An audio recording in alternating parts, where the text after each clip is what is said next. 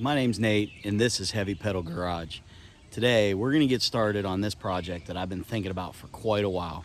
We're going to take the LS out of this 2002 Silverado, and we're going to get it installed into this 1989 Blazer.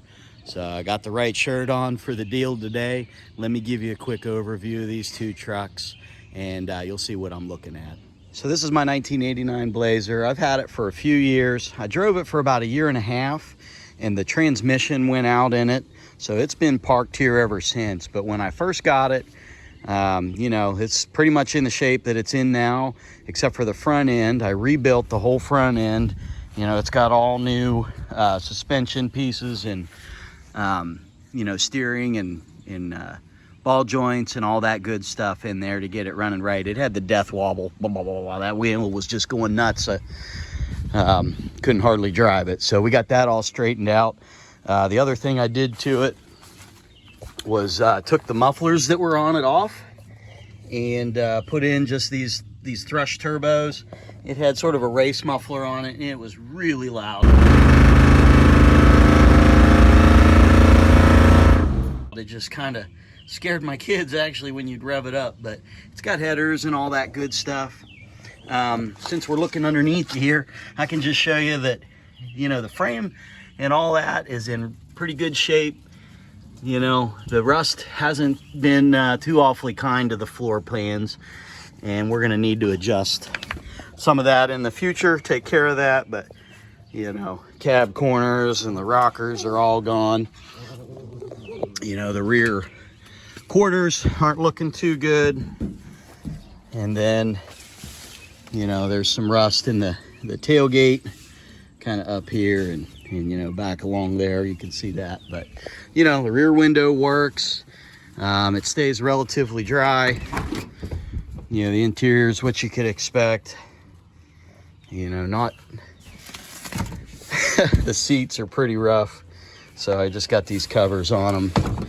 You know, in fact, the floorboards pretty rusted out, and they got truck mud flaps for you know, the flooring.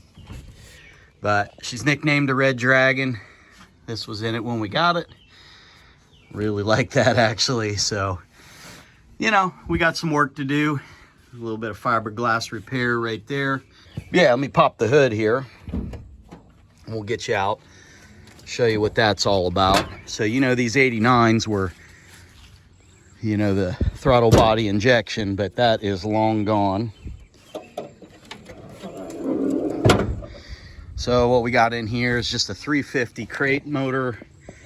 You know, throttle body's gone. I don't know anything about this motor. I need to look it up, kind of see what we have here. But I did do a little bit of work under the hood here, just to clean up some wiring. And, you know, that's really it. I didn't really do anything else to this other than change the oil. So it's in decent shape.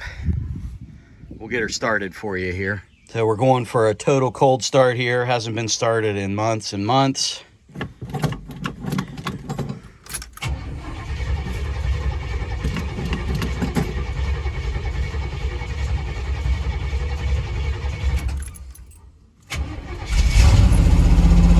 There we go.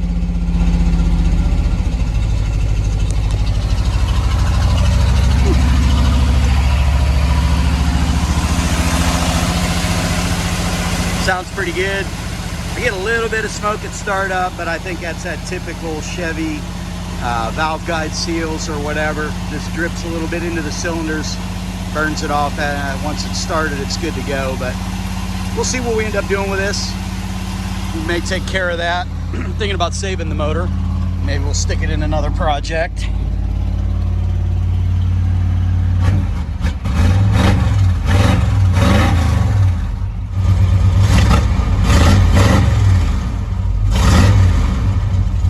Man, I miss driving this thing. So you can start to hear the transmission whir. It's got a whirring noise. So once it gets warmed up, it gets real bad. It's like a god-awful screeching whir sound. So something's going on in there. Maybe the pump or whatever's gone out. but I think it's a issue. The 700 R4, you got to really be careful with the geometry of the kickdown cable, TV cable, and I think maybe that was messed up and, you know, kind of burned up that 700 R4. But I don't know, we'll inspect all of that once we get it apart. So one last thing I'll show you I did with this deal. You know, gonna have the kids in here. We were riding around in it, cruising around, and it just had the regular bench seat in the back with the armrests. It only had lap belts, so especially with this thing, you know, not kind of having a real structured top, I definitely wanted the boys to have some shoulder belts. So this is out of a, I don't know, an 02 Tahoe Yukon or something. I bought it off of Facebook Marketplace, but I fabricated these brackets so that this will lock in just like it did from the factory. And there's a couple brackets in the back that kind of do the same thing that were fabricated up, so works out pretty good.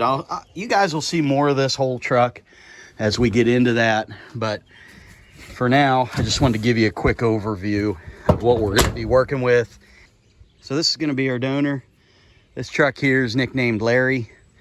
So Larry is going to kindly give up its powertrain for the old red Dragon over there, and I bought this off of a buddy at work, and you can see it's got some issues going on here. It's an Ohio truck, just like that one. That one actually sat in a farm field for quite a while, but you know, this one, the main reason it gave up the life here is it's got some significant rust issues going on in its frame and suspension. So, you know, this cross member's completely roached out. This one's about to go.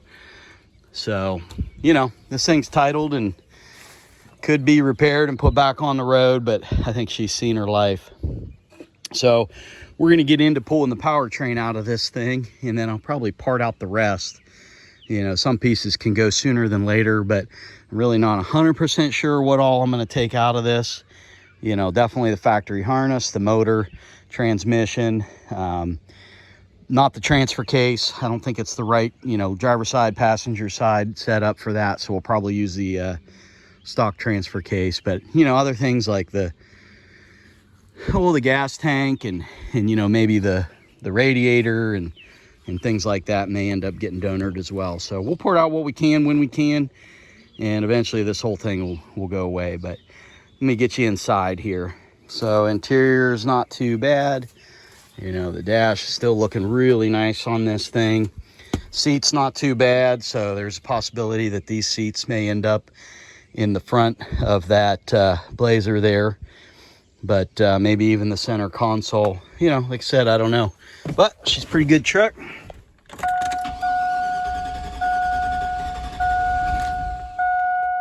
Maybe. There we go. Again, this thing hasn't been started in months. That's actually the kind of the roughest start I've had with this thing. Usually it just kind of fires right up, but it is pretty low on gas. So just your standard 5.3 Vortec, you know, LS platform motor.